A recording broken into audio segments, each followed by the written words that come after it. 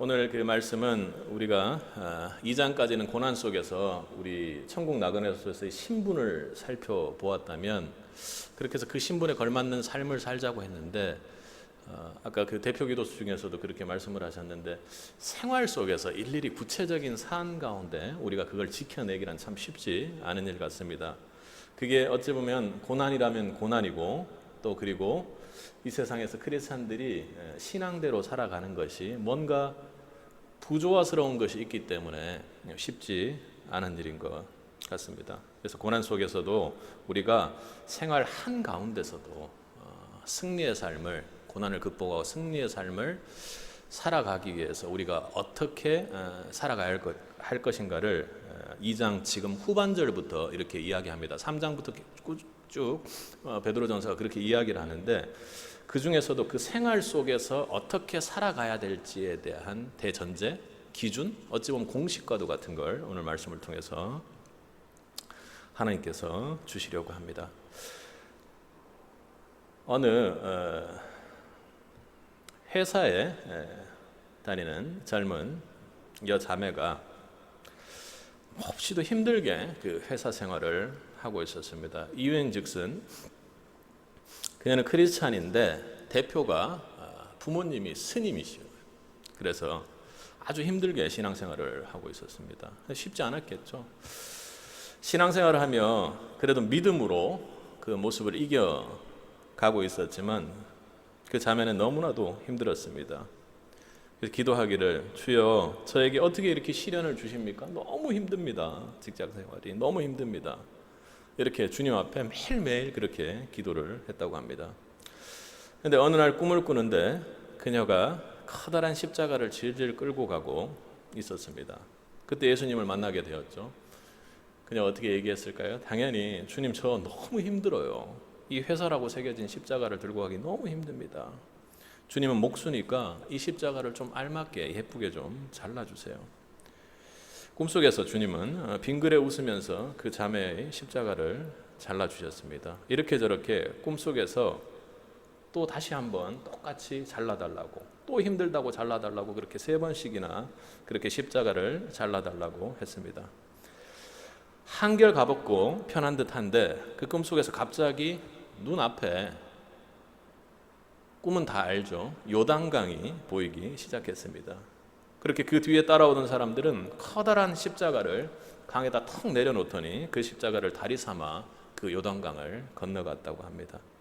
그런데 그 자매는 자기 십자가는 이미 손 아래 들어올 정도로, 내 손에 꽉 질 정도로 너무 작았기 때문에 오히려 다리가 되는 것이 아니라 그 요단강 물에 떠내려가 버리고 말았습니다. 자매는 너무 서러운 나머지 강가에 털썩 주저앉아 엉엉 울며 예수님을 찾았지만 이미 소용이 없었습니다. 그때 자매가 꿈에 깨어났을 때 주님의 음성이 그녀에게 들려왔습니다. 누구든지 나를 쫓아오려거든 자기 십자가를 지고 나를 따를지니라. 그 자매는 어떻게 했겠습니까? 아무 그냥 소리도 할 수 없이 아멘 아멘 하고 그렇게 소리쳤습니다. 여러분, 그리스도인의 삶 속에서 고난은 필수적입니까? 그것은 불행한 것인지 기쁜 것인지 모르지만 이해하고 확실하게 답할 수밖에 없습니다. 반드시 고난이 있어야만 합니다. 예수님 몸소 그것의 본을 세우시지 않았습니까? 고난이 힘들어 십자가를 잘라달라고 했던 그 자매의 모습이 어떻습니까? 혹 지금 우리의 삶 속에서 환난의 시대를, 또 그리고 영적으로 고난을 겪고 있는 우리의 모습은 아닌지 돌아보게 됩니다. 앞서 이야기했던 것처럼 베드로전서 3장부터는 이 환난의 시대를 살아가는 천국 나그네들에게 비교적 이 땅에서의 삶 속에서, 생활 속에서 우리가 지켜야 할 원리들을 소상히 이야기해 나가고 있습니다. 그리고 어떻게 적용해야 하는지도 그 말씀을 통해서 알 수 있도록 구체적으로 알려줍니다. 그래서 오늘은 조금 말씀이 여러분들 뭔가 삶 속에서 공부하는 그런 말씀이라고 생각하면 됩니다. 앞서 본문에서는 고난 속에서도 승리의 삶을 살아가기 위한 구체적인 방법의 전제, 기준점을 알려줍니다. 여러분에게 지금은 어떤 시기인가요? 충만하고 기쁨이 넘치고 그런 시기인가요? 아니면 고난의 시기인가요? 아니면 동시에 고난 중에서도 기쁨을 느끼고 계신가요? 우리가 이 땅에서 고난 속에서도 그 소녀처럼 연약하고 십자가를 자꾸 잘라달라고 십자가를 멀리하려고 그렇게 하지만 그 고난 속에서 진정으로 승리의 삶을 살아가기 위해서는 어떻게 해야 합니까? 먼저 첫 번째로 우리는 하나님께 영광을 돌리는 것, 그것에 집중해야 합니다. 우리 11절을 한번 읽어보도록 하겠습니다. 사랑하는 자들아,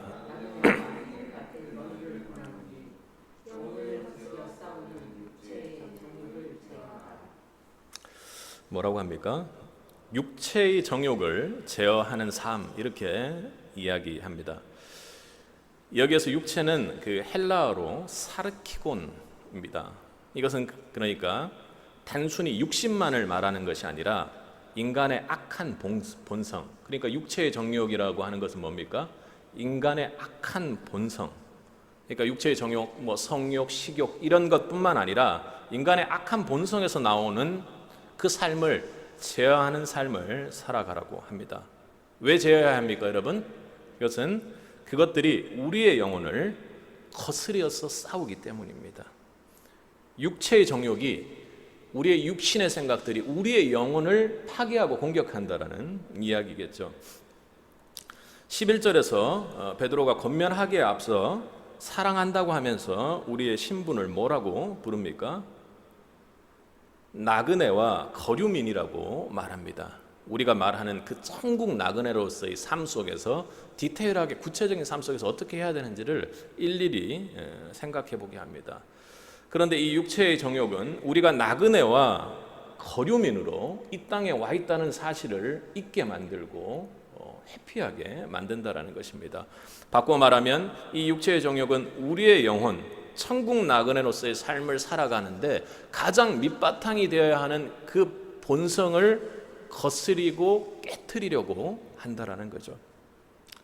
우리가 이 육체의 정욕에 잡혀 산다는 것은 이 땅에서 나그네나 거류민이 아니라 정착민으로서의 삶을 살아가려고 한다는 것입니다. 이 땅에서의 소유, 그리고 이 땅에서의 삶, 그리고 이 땅에서 눈에 보이는 대로 내 감정대로 내가 좋을 대로 이 땅에서 정착민들이 추구하는 것처럼 그렇게 욕심을 내며 살아간다는 것이죠. 이 땅에서의 명예를, 이 땅에서의 가치를 더욱 소중하게 그렇게 살아가는 것이 내 마음 깊은 곳에 자리 잡게 만든다는 것입니다. 이것은 우리가 우리의 정체성을 잃어버린다는 것입니다. 우리가 예수의 보혈로 씻김받고 구원받은 백성으로서의 삶을 고백하고도 여전히 이 육체의 정욕을 제어하지 못한다면 우리의 삶은 어떻겠습니까? 같은 베드로 후서를 한번 읽어보겠습니다. 저번에 함께 읽었던 것 같습니다. 베드로 후서 2장 20절입니다. 함께 읽겠습니다. 만일 저희가 우리 주 되신 구주 예수 그리스도를 알므로 세상의 더러움을 피한 후에 다시 그 중에 얽매이고 지면 그 나중 형편이 처음보다 심하리니 더 심하리니 어떻게 해요? 피한 후에, 더러움을 피한 후에 다시 그 중에 얽매이고 지면 그 나중 형편이 처음보다 더 심하리니 이렇게 말씀하고 있습니다.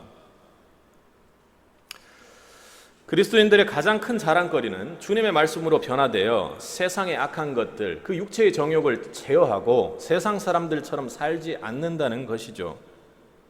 그러므로 우리는 지금 현재 시점에서 이 땅에서 천국을 살아내는 사람들이라는 것이 자랑스러운 일입니다.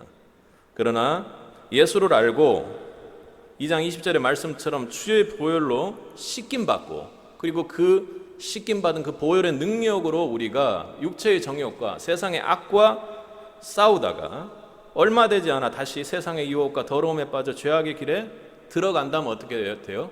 처음보다 우리의 상태가 훨씬 더 악하게 바뀔 수 있다는 것입니다. 이들은 예수를 모를 때보다 더 힘든 상황을 맞이하게 된다는 것이죠. 여러분, 그런데 왜 이렇게 되죠? 왜 우리가 이렇게 됩니까? 보혈의 능력도 알고 구원의 간격도 아는데 왜 우리가 그렇게 되죠? 그렇게 해서는 안 된다는 걸 분명히 알지만 육체의 정욕과 천국 나그네의 영혼이 함께 있을 수 있다고 그렇게 생각하는 큰 누를 우리 마음 깊은 곳에서 사단이 넣어주고 우리가 그걸 받아들이는 큰 실수를 범하게 되는 것이죠. 이 정도까지는 괜찮지, 이 정도까지는 괜찮아, 내가 이 정도는 조절할 수 있어 라고 생각하는 순간 우리가 흔히들 그걸 영적 교만이라고 이야기를 하는데 그렇게 해도 너무 먼 얘기입니다. 그건 우리의 생활 한가운데서는 그래 이 정도는 괜찮지, 이 정도는 내가 허용해 줄 수 있어, 이 정도도 못하고 어떻게? 라고 이야기하는 순간 우리가 매우 위험한 순간임을 여러분 명심하셔야 됩니다. 갈라디아서 5장 17절에서는 이에 대해서 이렇게 이야기를 합니다. 제가 읽어드리겠습니다. 여러분이 이후에 꼭 찾아서 보시기 바랍니다. 육체의 소욕은 성령을 거스르고 성령의 소욕은 육체를 거스리나니 이 둘이 서로 대적함으로 너희의 원하는 것을 하지 못하게 하려 함이니라. 우리 원하는 것은 뭐죠? 갈라디아서로 치면 성령의 열매를 맺는 삶을 못 살게 한다는 것입니다. 여기서 말하는 것처럼 갈라디아서 말하는 것처럼 육체와 영혼은 양립될 수 없습니다. 그거는 진리이고 불변할 수 없는 진리입니다. 그러므로 하늘에 속한 천국 나그네로서의 정체성을 소유한 그리스도인들은 필연적으로 타락한 악한 본능을 제어하고 그 악한 본능으로부터 나오는 죄의 속성들과 싸워 이길 수 있어야 합니다. 반드시 강력하게 우리는 전쟁을 치러야 되는 것이죠. 그건 저와 여러분 모두가 예외 없이 적용되는 일입니다. 그것들을 가볍게 보면 우리 앞에는요 어둠만이, 우리가 과거에 겪었던 그 어둠보다 훨씬 더 큰 어둠만이 있을 뿐입니다. 이것은 세상적으로 낮아지고 세상적으로 보지 못하게 한다는 것이 아니라 우리의 천국 나그네로서의 삶 속에서 위치를 말하는 것입니다. 육신의 정욕, 이생의 자랑, 안목의 정욕과 끝까지 우리는 싸워서 이겨야 합니다. 베드로 사도는 육신의 정욕을 넘어 천국 나그네로서 더욱 적극적으로 생활 속에서 구체적으로 하나님께 영광 돌리기를 오늘 본문을 통해 권면합니다. 우리 12절을 함께 읽겠습니다. 함께 읽겠습니다. 너희가 이방인 중에서 행실을 선하게 가져 너희를 악행한다고 비방하는 자들로 하여금 너희 선한 일을 보고 공고하시는 날에 하나님께 영광을 돌리게 하려 함이라. 아멘. 그래서 우리가 눈여겨봐야 될 단어는 이방인이라는 단어입니다. 이방인 중에서 이렇게 하죠. 이방인 중에서라는 말은 뭐죠? 그리스도를 주로 영접하지 않은 자. 사실 여기서는 유대인이 아닌 자라고 하지만 실제 여기 문맥상의 의미는 그리스도를 영접하지 않은 자라는 것입니다. 이방인 중에서 행실을 선하게 가져 어떻게 해요? 비방하는 자들로 하여금 너희 선한 일을 보고 이렇게 이야기를 합니다.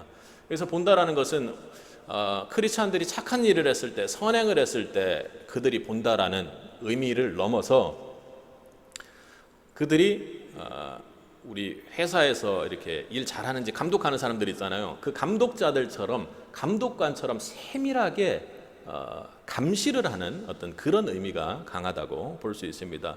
그러니까 그들 중에서 그리스도인들을 그들은 어떻게 해요? 이방인들, 주를 영접하지 않은 사람들, 저 사람들 그리스도 천국 나그네라고 이야기를 하면서 살아가고 있는데, 예수가 있다고 하고 예수를 믿고 살아가고 있는데, 예수가 하나님이라고 믿고 살아가고 있는 사람들인데 그들이 어떻게 사는지 한번 보자 하고 아주 세밀하고 면밀하게 그들을 관찰한다라는 것입니다. 이들은 우리의 삶을 세심하게 관찰합니다. 이것은 우리의 행실이 우리에게만 옳게 보여서는 안 된다라는 것을 의미하는 것입니다. 어느 정도 선에서 타협하고 무언가 육체의 정욕과 성령의 열매들이 함께 공존할 수 있다, 내 안에 두 가지가 공존할 수 있다고 생각하고 자꾸 그것들을 받아들이면 타협해서는 안 된다라는 거죠. 세상의 기준과 동일선상에서 우리가 우리 스스로를 맞추어 보면 안 된다는 겁니다. 그들은 어떻게 해요? 훨씬 더 강한 기준으로 우리를 바라본다라는 것이죠. 더 강한 기준으로 그들의 눈에서, 그들의 눈이 설령 비교적 불공평한 눈으로 우리를 바라본다 할지라도 반드시 그들의 입장에서 우리를 돌아볼 수 있어야 합니다. 왜요? 이건 나의 도덕과 나의 윤리적인 문제로 우리의 삶을 살아가는 것이 아니라 천국 나그네로서 우리의 삶은 그 삶 자체로 하나님에게 영광이 되는 삶이기 때문입니다. 그들 눈에 보았을 때도 우리 크리스천의 삶이 이해되고 좋게 보이고 칭찬할 수 있는 삶이 되어야 한다는 것입니다. 천국 나그네의 삶 속에서 이 땅의 지금 상황 때문에 가장 공격받는 부분이 무엇입니까?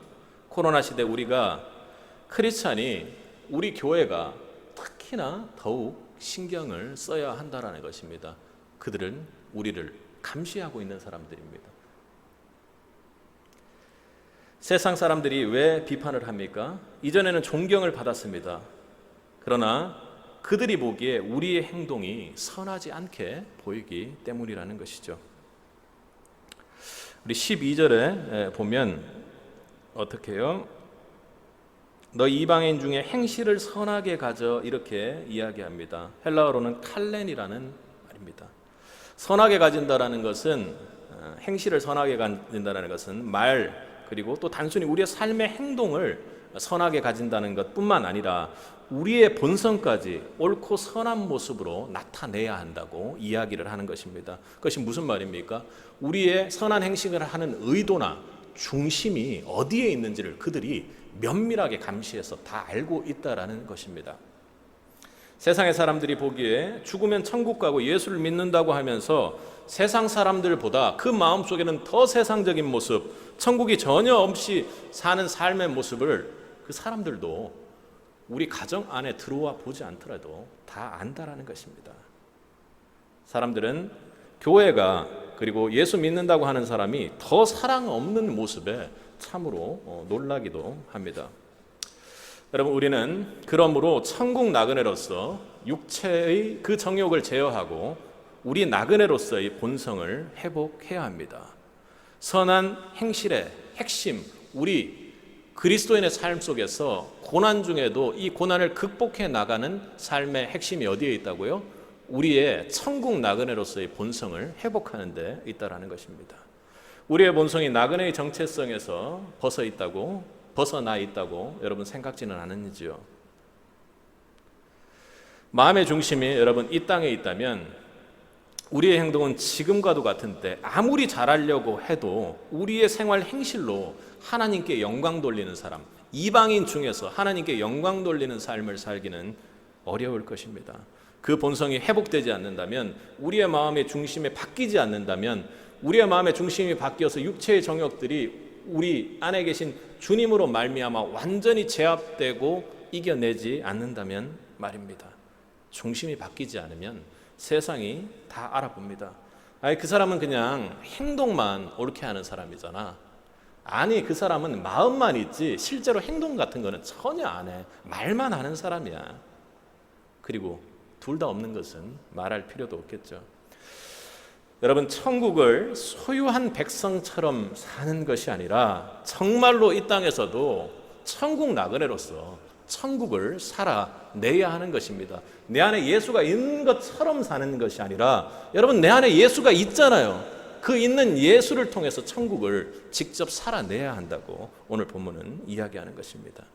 그래서 12절 하반절을 보면 이를 통해 권고하는 날, 그 이방인들이 회개하여 주님 앞에 영접하러 오는 날로 이해하면 우리의 말씀과 가장 맞을 것 같습니다. 우리의 선한 행동과 그 본심에 감동하여 주님 앞에 영광 돌리는 이방의 사람들을 보며 주님과 함께 기뻐하는 것, 이것이 이 환난의 때 우리가 천국 나그네로서의 고난을 이겨내고 승리의 삶을 살아내는 첫 비결일 것입니다. 여러분 안에 어려운 문제들이 있습니까? 아니면 삶이 그냥 즐거운가요? 천국 나그네로서의 고난을 혹시 회피하고 있는 것은 아닌지요? 우리가 우리의 육체적인 정욕이 아니라 천국 나그네로서 우리 안에 그 주님의 그 본성이 회복되기를 소원합니다. 이 시대 이것이 더욱 필요한 시점입니다. 여러분, 천국 나그네로서의 본성을 회복하여 선한 행실로 하나님께 영광 돌리는 우리가 되기를 주님의 이름으로 축복합니다. 두 번째로 우리가 연약함에도 불구하고 고난을 승리로 이끄는 삶을 살기 위해 두 번째로 생각해야 될 것이 뭐냐면 세상 속에 있는 모든 권위에 순복하는 삶을 살라는 것입니다.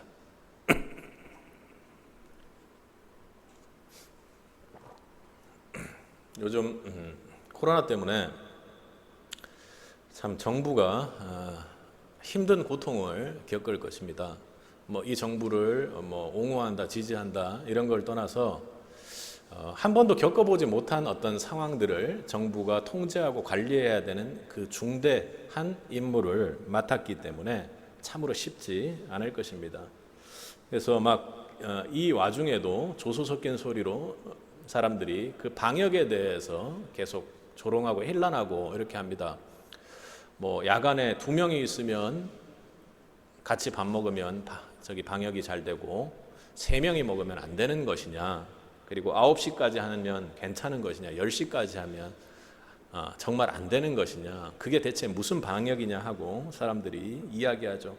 실효성이 없다고 헬스장에서 트는 음악까지도 이야기를 하면서 음악의 비트에 따라서 틀 수 있고 틀 수 없는 방역 기준이 대체 무슨 의미가 있느냐 하면서 조롱하기도 합니다. 답답하다고 아우성이죠. 또 음주운전 단속 같은 거를 하는 경우 어떻게 해요? 술이 취하셔서 그럴 수도 있겠지만 그 단속을 하는 사람들에게 폭력을 행사하고 이런 경우들도 참 있지 않습니까? 또 정치를 보면서 정부를 계속 비판하고 아까 음주운전 단속에서 얘기했던 것처럼 공무를 그렇게 방해하기도 합니다. 최근에는 어떻습니까? 우리 방역 기준으로 보면 4단계의 방역을 하면서 저희도 예배하고 교제하는데 참으로 어려움을 겪고 있습니다만 사업자들은 자신의 어떤 삶의 죽음의 문제하고 연결될 정도로 그렇게 고통스러운 분들도 있다고 합니다. 그럼 어떻게 해야 하나요? 오늘 13절을 함께 읽어보도록 하겠습니다. 함께 읽겠습니다. 인간의 세운 모든 제도를 주를 위하여 순복하되 위에 있는 왕이나 맨 뭐라고 얘기합니까? 인간의 모든 제도를 순복하라고 이야기를 합니다. 오늘 본문에서는 인간의 제도, 모든 제도에 대해서 순복하라고 얘기하면서 13절에는요 왕, 그리고 14절에는 총독, 그러니까 국가적 공동체에 대해서 순복하라는 이야기를 하는 것이고, 또 그리고 18절을 보면 묶음을 달리해서 어떻게 해요? 사환들에게, 주인들에게 순복하고 이렇게 이야기를 합니다. 지금으로 보면 사회 공동체, 조금 결속력이 있는 사회 공동체, 또한 그리고 가장 유사한 것은 직장 공동체, 사업장 공동체 안에서 어떻게 해야 하는지를 이야기하고 있는 겁니다. 여러분, 복잡한 생각이 듭니다. 천국 나그네로서 이 땅에서 삶을 살아가는데 하나님의 법만 순종하면 될 줄 알았는데 오늘 본문에서는 어떻게 해요? 인간의 세운 모든 제도를 순복하라고 이렇게 이야기를 합니다. 여기서 말하는 제도는 헬라어로 크티세이, 여러분이 새로운 피조물이 됐다고 이렇게 할 때 쓰는 말과 유사한 말입니다. 그러니까 피조물입니다. 새롭게 창조된 것입니다. 그러니까 인간의 세상에서 새롭게 만들어진 것입니다. 그런데 인간 세상에서 만들어진 제도를 왜 그렇게 순복하라고 이야기를 하는 겁니까? 그것은 우리가 기본적으로 세상의 제도, 인간의 제도마저도 하나님의 주권 아래 있다라는 기본적인 영적 마인드를 가져야 하는 것입니다. 그래서 로마서에서도 바울이 권고하기를 똑같이 권고하는 것이죠. 그래서 우리가 이건 공부를 잘 해야 된다라는 것입니다. 아니면 자칫 잘못하면 이상하게 생활 속에서 세상 사람들과 똑같이 간다는 거죠. 그러므로 순복은, 순종은 그 순복의 동기와 그리고 이를 생활에 어떻게 적용하는지가 핵심 사항입니다.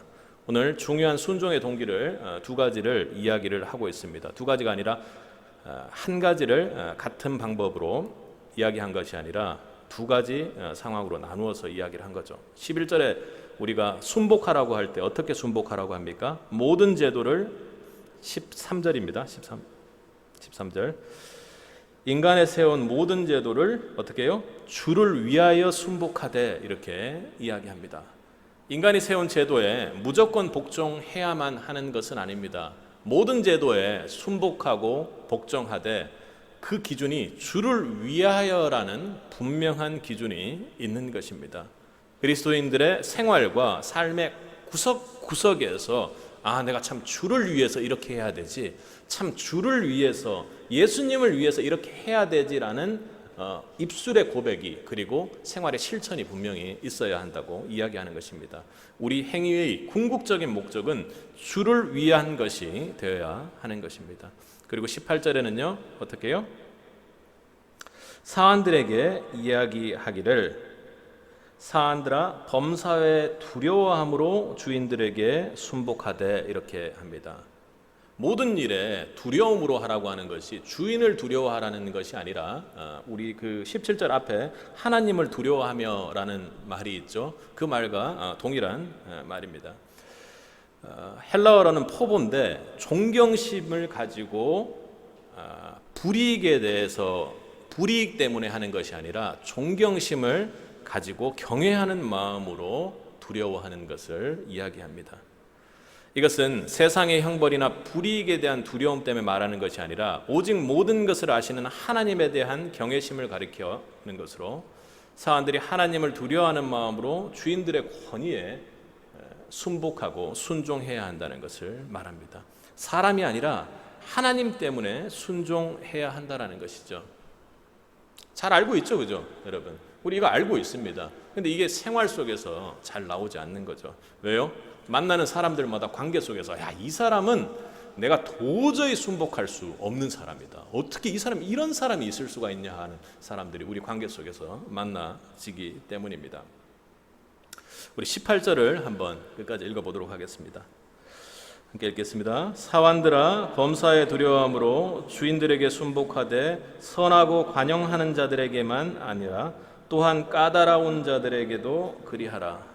여러분 삶 속에서 까다로운 사람 하니까 생각나는 사람 있습니까? 혹시 있으세요? 여러분 삶 속에 전혀 까다로운 사람 없습니까? 그러면 안 되는데 분명히 하나님께서는 여러분 삶 속에서 까다로운 사람을 보내게 마련입니다. 18절에서는 어떻게 해요? 맞지 않는 사람에게도 순복하라 이런 얘기를 지금 하는 겁니다. 원치 않는 그리고 선하고 관용 있는 자들에게만 하는 것이 아니라 아닌 사람들에게도 그리하라 이렇게 얘기합니다. 왜요? 그 권위가 하나님으로부터 하나님의 주관하에 섭리 안에 있는 것이기 때문에 그렇다고 이야기를 하는 것입니다. 여기서 선하고 관용하는 자는 양보를 잘하는 성격의 사람이라는 겁니다. 그리고 까다로운 자는요 마음이 뒤틀려서 뭐든지 막 꼬아보는 성격이 있죠. 그러니까 또 부정적인 성격하고도 다릅니다. 뭔가 보면은 사람 안 좋게 그냥 자꾸 얘기하는 거예요. 뒤틀려가지고 좋은 일도 막 배가 아픈 것처럼.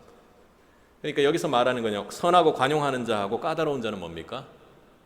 그 주인의 성격, 우리가 만나게 되는 상관의 인격적인 모습이나 성격 때문에 그렇다라는 것입니다. 그것 때문에 어떻게 해요? 순복하고 순복 안 하고를 결정해서는 안 된다는 얘기를 하는 겁니다. 순복은 주인의 인격의 좋고 나쁨.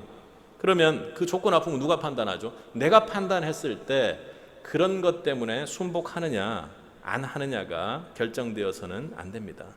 직원들은 상관의 인격을 불순종의 변명거리로 삼지 않고 주인의 인격이 어떠하지든지 간에 주를 위해 하나님을 두려워함으로 순복해야 한다고 이야기합니다. 그렇다면 반면 상관은 어떻습니까, 여러분? 상관은 바꾸어 말하면 지금 사원들 밑에서 일하는 어떤 직원들의 성격 때문에 인격 때문에 그들을 향한 사랑을 포기해서는 안 된다라는 것입니다. 여러분 순종을 왜 하죠? 사랑하기 때문에 순종하는 것입니다. 억압하기 때문에 순종하는 것이 아니라 권위가 있고 하나님께서 권위를 주셨다고 해도 하나님을 사랑하지 않는 사람이 그 권위에 순복하겠습니까? 절대로 그러지 않죠. 마찬가지입니다. 여러분, 아마 아까도 말했던 것처럼 여러분 삶 속에서 여러분을 까다롭게 만드는 사람 분명히 있을 거예요. 그런데 여러분 그걸 꼭 생각하십시오. 하나님께서는요, 그런 까다로운 사람조차도 여러분을 통해서 구원하기를 원하신다라는 것을 믿을 수 있기를 바랍니다. 그리고 앞으로도 그런 계획을 크게 하나님께서 가지고 계신다는 거죠. 그럼 어떻게 해야 돼요? 그런 까다로움이 있을 때 하나님을 경외함으로 순복하고, 또 상관의 입장에서는 하나님을 경외함으로 그들이 사랑의 순종을 할 수 있도록 그들을 사랑해 주어야 한다는 것입니다. 그러나 분명한 것은 이 순복이나 징계나 사람이 무서워서 이 땅에서의 정욕에 이끌려서 순종하는 것은 안 됩니다. 그렇기 때문에 순종에 대해서 거리낌이 있거나 마음에 답답함이 있을 때는 반드시 기도를 해보아야 하는 것이죠. 특히나 권세자, 그리고 하나님의 법에 위배될 때 자신의 상관이나 또 국가나 하나님의 법에 위배되는 이야기를 할 때는 어떻게 해요? 우리는 주를 위하여 주를 사랑함으로 어떻게 해요? 아니라고 말할 수 있어야 합니다. 우리는 무조건 순복하고 순종하는 것이 아니라 분명히 하나님을 두려워함으로 주를 위하여 순복한다고 했죠. 그렇기 때문에 우리에게는 분명히 우리의 순종을 선택할 자유가 주어져 있다라는 것입니다. 우리 16절을 한번 읽어보도록 하겠습니다. 함께 읽겠습니다. 자유하나 그 자유로 악을 가리우는 데 쓰지 말고 오직 하나님의 종과 같이 하라. 아멘. 우리는 하나님의 종이죠. 사람에게는 악한 죄의 본성에서는 우리는 벗어났습니다. 하나님에게는 하지만 여전히 종이죠. 주를 위해 하나님을 두려워함으로 하나님의 섭리 안에 있는 제도 아래 순종해야 합니다. 그러므로 만약 국가 공동체와 사회 공동체에서 하나님의 법에 위배되는 것을 말할 때는 거기에 순종하는 것이 아니라 하나님 법에 순종하며 거절할 수 있는 하나님께서 주신 그 자유를 통해 이야기할 수 있어야 합니다. 여러분, 그런데 오늘 지금 16절에서 이렇게 우리에게 하라고 하는 것을 보면 그것은 하나님의 세우신 권위나 권세를 부정하라고 하는 이야기는 아닌 것입니다. 다니엘이나 그의 세 친구는 어떻게 해요? 왕의 권세 자체는 인정을 했습니다. 하지만 하나님께 반하는 명령은 순종하지 않았다라는 것이죠. 이방의 음식을 먹을 수 없다고 하는 그 원칙을 그들은 지켰습니다. 하지만 어떻게 해요? 풀무불에 던지울 때는요, 그 권위에 순종해서 나갈 수밖에 없는 그런 상황이었다라는 것입니다.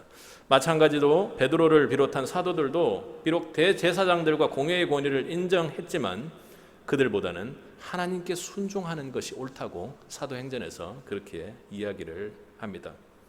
여러분, 참 힘든 문제입니다. 방역의 문제고 정부가 어떻게 해요? 예배에 대해서 제한을 하고 예배의 문제에 대해서 개입을 하기 시작하는 상황들이 나타났습니다. 참 쉽지 않은 어떤 시대적인 상황입니다. 그러나 우리가 예배를 반드시 드려야 한다고 이야기할지라도 어떻게 해요? 우리가 그것이 정부를 부정하는 것이 되어서는 안 된다라는 것입니다.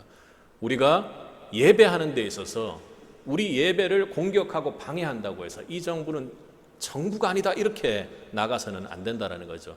여러분, 삶 속에서 조금 더 가까이 보면 아이들이 아버지가 이야기하는 것이 자신의 마음에 맞지 않고 합리적으로 전혀 이해가 되지 않더라도 아이들은요, 분명히 하나님 뜻에 위배되는 것을 부모가 시킨다면 거절할 수 있습니다. 그러나 그것이 그 부모가 내 부모가 아니다 하고 그 부모를 거부할 수 있는 것은 아니라는 것입니다. 그것이 배우자에게도 마찬가지고 회사 속에서도 상관과 부하 직원하고의 관계에서도 마찬가지인 것이죠. 우리는 국가의 권세를 주신 이유에 대해서 생각을 해보려고 합니다. 그것이 전혀 되지 않는 상황들이 있을 수 있지 않습니까?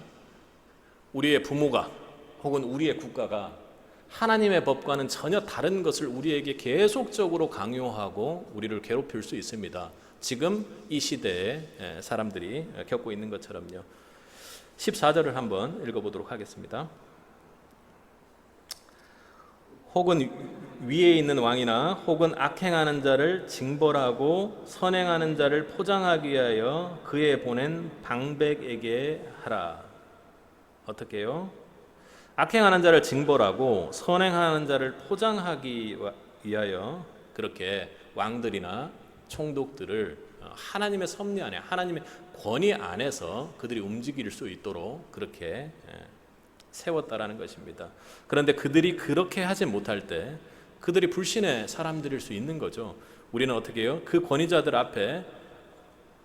권위자들이 하나님 앞에 엎드리고 하나님을 알게 되기를 기도해야 합니다. 그것이 우리가 국가를 위해서 기도하는 이유이죠. 반드시 그렇게 기도하셔야 됩니다. 그렇지 않은 경우에는 어떻게 해요? 그것보다 더 악한 상황이 우리에게 올 수 있다는 것입니다.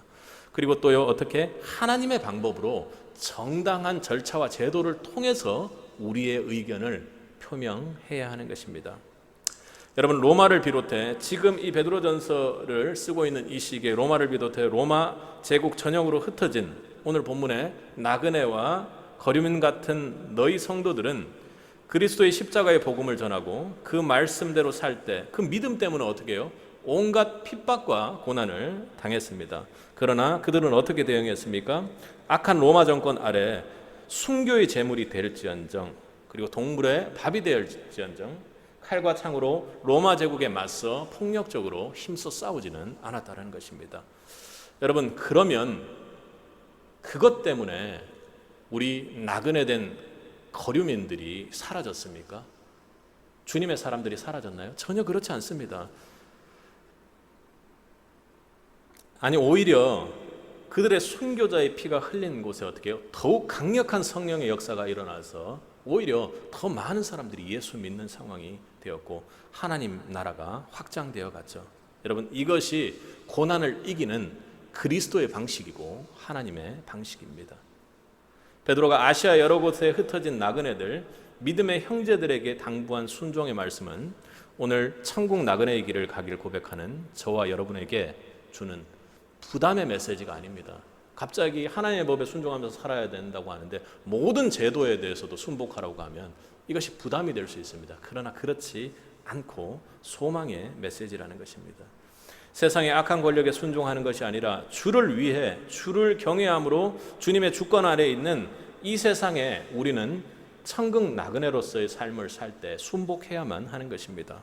천국 시민은 나그네로 임시적으로 머무는 세상에서 순종의 능력으로 고난을 극복하고 하나님의 역사를 펼쳐나가는 사람임을 여러분 믿을 수 있길 바랍니다. 그렇게 순종의 능력으로 고난을 하나님의 역사로 바꿀 수 있는 그 은혜가 있기를 축복합니다.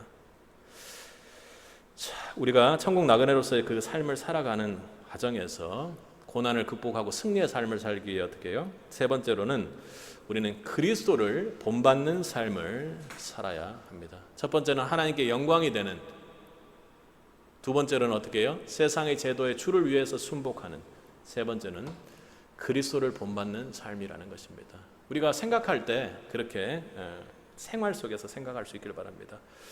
고난 중에 그리스도의 삶을 집약적으로 비유하여 우리가 두 가지 면에서 본받기를 권면합니다. 먼저 첫 번째는요, 애매히 받는 고난, 애매하게 받는 고난, 받지 않아도 될 고난인데 받는 그 고난을 인내하고 참으라는 것입니다. 우리 19절과 20절을 함께 읽겠습니다. 읽습니다. 애매히 고난을 받아도 하나님을 생각함으로 슬픔을 참으면 이는 아름다우나 죄가 있어 매를 맞고 참으면 무슨 칭찬이 있으리요. 오직 선을 행함으로 고난을 받고 참으면 이는 하나님 앞에 아름다우니라. 아멘. 까다로운 사원에게 순종함에도 불구하고 받는 고난이 있습니다. 예수를 믿음으로 받는 고난이죠. 선을 행하고 말씀대로 순종함에도 불구하고 받는 고난이 있을 수가 있습니다. 그런데 순종하고 의를 행함에도 고난을 받는 자, 그를 어떻게 이야기하고 있습니까? 아름답다라고 이야기합니다. 여기서 아름답다는 여러분이 아는 것처럼 카리스라는 말입니다. 이것은 하나님께서 문맥상으로 볼 때 기쁘게, 아름답게, 축복되게 인정해 준다라는 뜻입니다. 순종하고 믿음의 삶을 살았던 그들의 삶은 누명과 그리고 검투장에서 또 죽음, 동물의 사냥감으로 처형되고 그들의 고난은 아름다움이 아니라 비참함입니다. 그런데 하나님을 생각함으로, 그 참음의 원인이 하나님을 생각하고 하나님의 뜻을 알기 위해 그들은 참아냈기 때문에, 하나님의 함께 하심을 알기에 그들은 인내했기 때문에 죽음 앞에서도 그들은 인내할 수 있었습니다. 세상은 인정하지 않지만 그들의 삶은 하나님이 아름답다 하는 삶이었죠. 여러분, 순종하여 의를 행함에도 고난 받는다는 것 그 자체, 그것을 하나님의 생각함으로 인내하는 것은 천국의 상급을 쌓는 것입니다. 마태복음 5장 10절에서 12절에서는 어떻게 해요? 의를 위해 고난을 받는 사람들은 복이 있나니 천국이 그들의 것임이니라 하고 이렇게 말합니다. 기뻐하고 즐거워하라고 이야기하는 것이죠. 시세로는 하늘에서의 고난이 크면 클수록 그 영광도 크다고 이렇게 이야기합니다. 여러분 삶에 지금 삶 중에서 순종하고 의를 행함에도 어려운 고난과 고통이 있습니까? 없으세요? 그럼 우리가 순종하고 의를 행하고 있지 않는 것은 아닌가요? 여러분, 순종하고 의를 행함에도 왜 고난이 있느냐고 물으면 정말 바보 같은 질문입니다. 그 고난을 받는 것은 너무나도 당연한 일입니다. 여러분이 바로 천국 나그네라는 증거이기에 기뻐하시기 바랍니다. 예수님의 삶도 그러했다고 오늘 본문 이후에 이야기를 합니다. 22절과 23절을 함께 읽겠습니다. 함께 읽겠습니다. 저는 죄를 범치 아니하시고 그 입에 괴사도 없으시며 욕을 받으시되 대신 욕하지 아니하시고 고난을 받으시되 위협하지 아니하시고 오직 공의로 심판하시는 자에게 부탁하시고. 그분은 죄가 없으신 분입니다. 그분은 고난 받을 이유가 전혀 없는 분이죠. 그럼에도 불구하고 그분은요, 변명하거나 그들과 같이 괴율로 말하지 않으셨습니다. 욕하지 않으셨고 능력이 있음에도 불구하고 그들을 위협하지 않으셨습니다. 그의 입에는 거짓이 없음에도 그분은 고난을 그대로 받으셨습니다. 그리고 그분이 하신 것이 무엇이죠? 23절 하반절에 뭐라고 하십니까? 아니하시고 오직 공의로 심판하시는 자에게 부탁하시며, 이렇게 얘기합니다. 여러분, 무엇을 부탁했습니까? 주님께서는 무엇을 부탁하셨나요? 여러분이라면 이 상황에서 무엇을 부탁하시겠습니까? 물론 우리는 사람이기에 이들을 심판해달라고, 이들을 벌해달라고 그렇게 했겠죠. 그런데 주님께서는 어떻게 해요? 지금 오늘 부탁하시면은 누가복음에서 십자가상에서 마지막으로 주님께서 하신 말씀, 내 영혼을 주께 하나님께 부탁하나이다 하고 할 때 다른 사람을 심판해달라고 하는 것이 아니라 주님께서 하신 것은 내 영혼을 그 고난과 핍박의 상황 속에서도 어떻게 해요? 끝까지 인내하시며 하나님께 그냥 맡겼다라는 것입니다. 그런데 주님께서 왜 인내하시고 고난을 받으셨습니까? 21절을 한번 우리 읽어보도록 하겠습니다.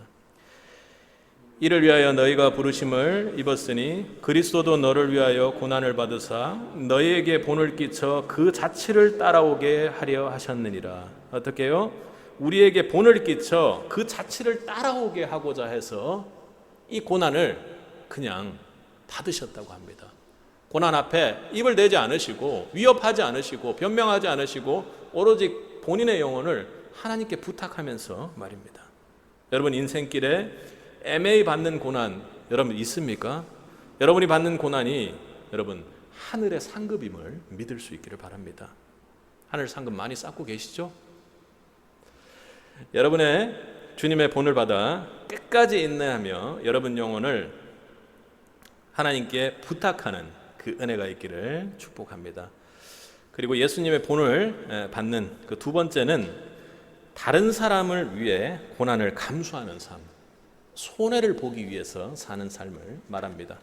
우리 24절을 한번 읽어보도록 하겠습니다. 함께 읽겠습니다. 친히 나무에 달려 그 몸으로 우리 죄를 담당하셨으니 이는 우리로 죄에 대하여 죽고 의에 대하여 살게 하려 하심이라. 저가 채찍에 맞음으로 너희는 나음을 얻었나니. 아멘. 여기에서 담당하셨다라는 것은요, 우리가 스터디를 하고 있기 때문에 아주 선명하게 이 부분을 잘 알 수 있습니다. 생활 속에서 적용하기 위해서는 매우 선명하게 성경 말씀을 알고 있어야 됩니다. 헬라어로 아나페로라는 말에서 파생된 아넨엔켄이란 말입니다. 이것은 담당했다라는 것은 제단에 희생 제물을 두다, 이렇게 한 겁니다. 그러니까 단순히 우리 죄를 담당하셨다 이런 것이 아니라 우리 죄를 속죄하시기에 그분께서 자기 자신을 희생 제물로 놓고 담당하셨다라는 것이 되죠. 그렇게 해서 어떻게 해요? 여러분 스터디에서 한 것처럼 하나님의 공의를 만족시켰다라는 것입니다. 그러니까 속죄하시고 우리의 죄가 용서되도록 값을 다 치르시고 하나님의 공의가 만족되도록 하는 그 일을 하셨다라는 것입니다. 이것이 시제로 보면 부정과거입니다. 그러니까 2000년 전 십자가에서 그렇게 하신 것이 거기에서 끝난 것이 아니라 계속돼서 지금도 진행되고 있다라는 것이죠. 여러분 어떻습니까? 저는 이걸 제가 그냥 혼자서 영적 당황감이라고 부릅니다. 언제나 도저히 이해하기가 힘듭니다. 영원한 희생 제물이 되셨고 완전한 희생 제물이 되시기에 오늘 본문에서 뭐라고 이야기합니까? 더 놀라운 것은 그분께서 24절 처음 뭐라고 되어 있나요? 친히라고 되어 있습니다. 이것은 우리가 느끼기에도 당황스러운데 이 일을 억지로 그렇게 한 것이 아니라 친히 자발적으로 의지적으로 그렇게 하셨다라는 것입니다. 여러분 21절 우리가 아까 읽은 21절에서 고난을 받은 전체적인 이유가 무엇이라고 이야기합니까? 21절에 누구를 위해서요? 그리스도도 너희를 위하여 고난을 받으셨다고 합니다. 그러니까 저와 여러분들을 위해서 그분께서 고난을 받으시는데 친히 받으셨다라는 겁니다. 그런데 그분이 담당하시는데 너무나도 조건이 좋은 겁니다. 아주 깨끗하시고 영원히 죽지 않는 그분께서 어떻게 해요? 우리의 죄를 직접 담당하셔서 하나님의 공의를 만족시켰다는 것입니다. 예수님 그분은 죄가 없으신데 친히 십자가를 지신 분입니다. 저와 여러분을 위해 그렇게 의지적으로 집중력을 가지고 그렇게 해오신 것입니다. 너희를 위하여 고난을 받으사. 24절에는 그 고난이 우리에게 주는 유익을 보여줍니다. 24절 하반절을 함께 읽겠습니다. 이는 우리로 죄에 대하여 죽고 의에 대하여 살게 하려 하심이라. 저가 채찍에 맞음으로 너희가 나음을 얻었나니. 25절입니다. 너희가 전에는 양과 같이 길을 잃었더니 이제는 너희 영혼의 목자와 감독 되신 이에게 돌아왔느니라. 아멘. 24절에는요 뭐라고요? 죄에 대해서 죽고 의에 대해서 살아서 우리가 나음을 얻었습니다. 25절의 표현을 보면 전에는 이렇게 이야기하죠. 이제는 이렇게 이야기하죠. 뭐냐면 우리가 전과 후, 비포 애프터가 정확하게 바뀌었다라는 것을 대조적으로 보여줍니다. 다른 이가 받은, 우리가 받은 유익을 극명히 드러낸다라는 것이죠. 주님께서는 아무 고난받을 이유가 없는데 우리를 위하여 고난을 받으셨습니다. 그런데요, 그 모든 유익은 극명하게 드러나게 우리가 모든 것을 취했다라는 거죠. 그분의 삶은 자신을 위한 삶이 아니라 다른 사람을 위한 삶을 살기 위해 집중하셨다라는 것입니다. 고난은 그분이 받으시고 여러분 유익은요 저와 여러분이 누렸습니다. 그분은 채찍을 맞으시고요 저와 여러분은 나음을 얻었습니다. 그분이 애매히 고난을 받으시고 우리는요 길 잃은 양 같았던 우리의 인생이 영원한 천국으로 돌아오게 되었다는 것입니다.